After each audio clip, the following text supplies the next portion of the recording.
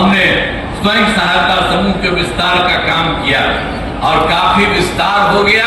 और जो महिलाएं उसमें थी उनका नाम हमने ही जीविका दिया, उनको जीविका दीदी कहते हैं।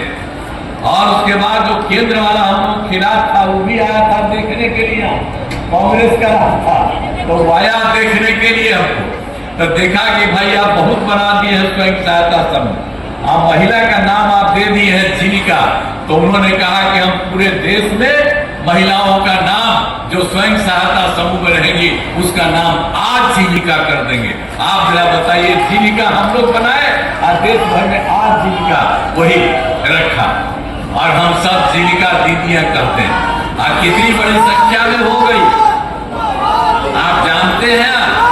अब जीविका दीदियों की संख्या कितनी हो गई? स्वयं सहायता समूह में 10,61,000 और जीविका दीदियों की संख्या 1,31,00,000।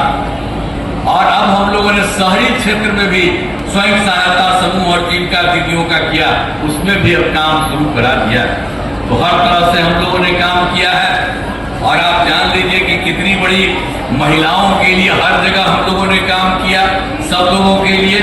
और 2023 में आप जानते ही हैं कि हम लोगों ने जाति आधारित गणना कराई और जाति आधारित गणना में भी हम लोगों ने ये तय कर दिया कि कौन परिवार के लोग गरीब हैं, चाहे वो ऊंची जात के हों, गरीब हों, जो कुछ भी जाति के हों, चाहे पिछड़ा हो, अति पिछड़ा हो, दलित हो, महादलित हो, अपर कास्ट के हों, मुस्लिम हो, सब तरह के लोगों का हम लोगों ने उसमें देख लिया और उसके हिसाब से हम लोगों ने सब कुछ कराया है जाति आधारित गणना उसका।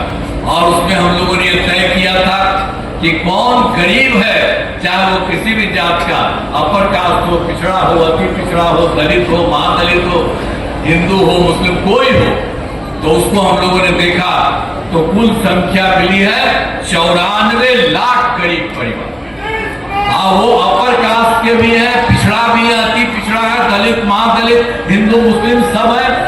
और उसके लिए राज्य सरकार ने तय कर दिया कि उनके विस्तार के लिए हम लोग काम करेंगे।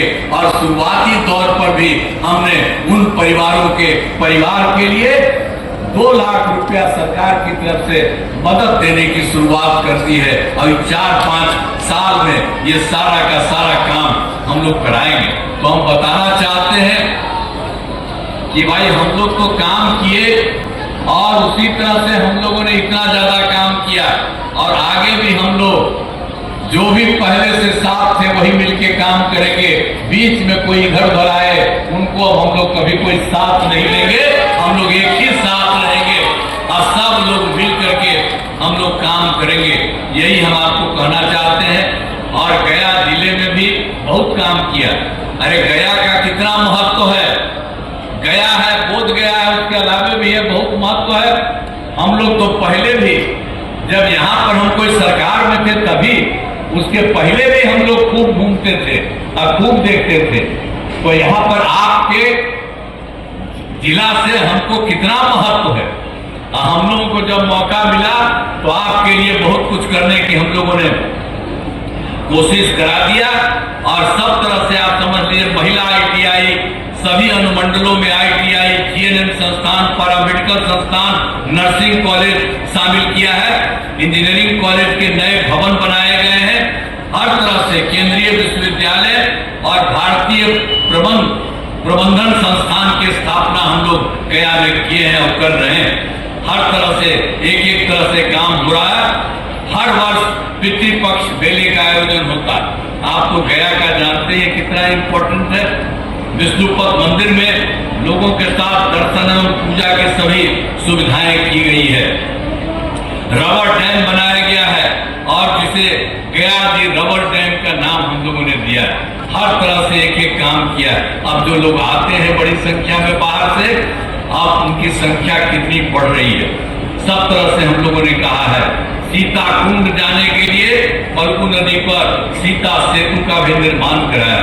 एक तरह से हम लोग सब काम करवा रहे हैं। और कोई चीज को नहीं। बोध गया के लिए भी हम लोगों ने एक बार बोध गया में हमला कर दिया था कोई, तब बोध गया का भी हमने पूरी घेराबंदी कराई और सब तरह से काम किया।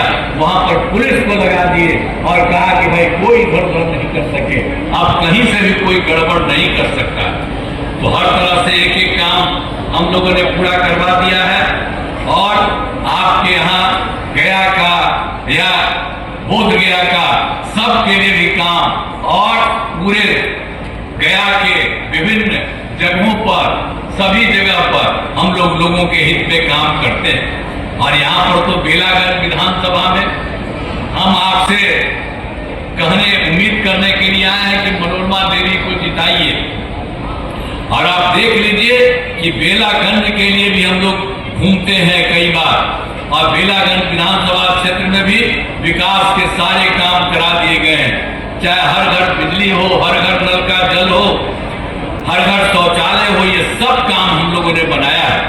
अब बहुत सभी टोलों में पक्की सड़क जोड़ा गया है, उनके लिए भी हम लोग काम कर रहे हैं। और जो 2025 में चुनाव होने वाला है उसके पहले बाकी सब के लिए भी हम लोग जो भी कमी है उस सब काम को हम पूरा कर देंगे।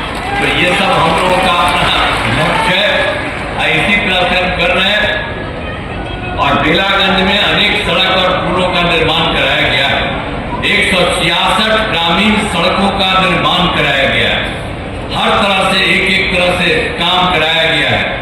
बेलागंज में बिजली की नियमित आपूर्ति के लिए 1 ग्रिड सब स्टेशन और 2 विद्युत उपकेंद्रों का निर्माण किया गया। सिंचाई हेतु 3 डेडिकेटेड कृषि फीडर का निर्माण आपके यहाँ भी करवाया गया। तो ये सब काम हम लोग कर रहे हैं। बिजली से सिंचाई करना डीजल से काफी सस्ता पड़ता है, इसीलिए हम एक एक काम करवा रहे हैं। और कोटेश्वर धाम भगवान शिव का मंदिर है, यहाँ बड़ी संख्या में लोग आते हैं, इसलिए यहाँ पर लोगों के लिए सुविधाओं का भी विकास कराया गया है। और हर तरह से पंचायत सरकार भवन में भी, तो यहाँ पर तो 4 पंचायत सरकार पहले से बना, अभी हम लोगों ने तय किया है कि तुरंत सब लोगों को बना देंगे और तय कर दिया है कि अगले बार जो चुनाव है उसके पहले ही सब तरह से पंचायत सरकार भवन भी एक तरह से बन जाएगा। तो अब तो हर क्षेत्र में काम हो रहा है। मैं तो यही कहूंगा कि सब जगह हम लोग देखते रहते हैं और हम लोगों के सब लोग यहाँ पर बैठे उठे हैं। उम्मीदवार श्रीमती मनोरमा देवी जी को बनाइएगा। आपको हम यही कहते हैं, वो तो देखने वाली हैं, अब बहुत साफ भाषण दिए, कितना सब बात बोल रही थी। तो बैठा तो ये सब की आप जान लीजिए कि आपके यहाँ कहीं कोई कमी होगा, ये हमारे पास तुरंत कहेगी और तुरंत हम लोग उस काम को पूरा करेंगे। और आपको अभी दे रहे हैं, अगला बार भी इनको आगे बढ़ाइए तो खूब आपके काम को आगे बढ़ाएंगे। इसलिए हम कहना चाहते हैं कि सब काम हम लोग सब काम कराएंगे और तेजी से कराएंगे। और आप लोगों को मालूम है केंद्र में एनडीए की सरकार ने और बिहार के विकास में केंद्र का भी सहयोग मिला है। इसलिए हम लोग आदरणीय प्रधानमंत्री श्रद्धेय नरेंद्र मोदी जी का मैं नंदन करता हूं, उनके प्रति आभार व्यक्त करता हूं। ये देख लीजिए हम लोग कम कर रहे हैं, केंद्र पूरा मदद कर रहा है और लेकर के बिहार कितना आगे बढ़ जाएगा आप सबको कहेंगे और कहीं कोई चीज को कमी नहीं होने देंगे, हम यही कह रहे हैं। इसीलिए हम आपसे ये अनुरोध करेंगे कि भाई मनोरमा देवी हैं, इनको पूरे तौर पर हम चाहते हैं कि इनको जिताइए।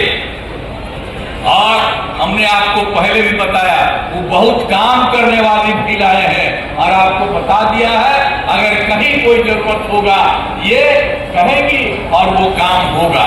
इसीलिए हम आपसे ये आग्रह करेंगे कि हम लोगों ने उनको उम्मीदवार के रूप में आपके बीच में लाए हैं, तो हम तो यही अनुरोध करेंगे कि उनको जिताइए, भारी मतों से जिताइए।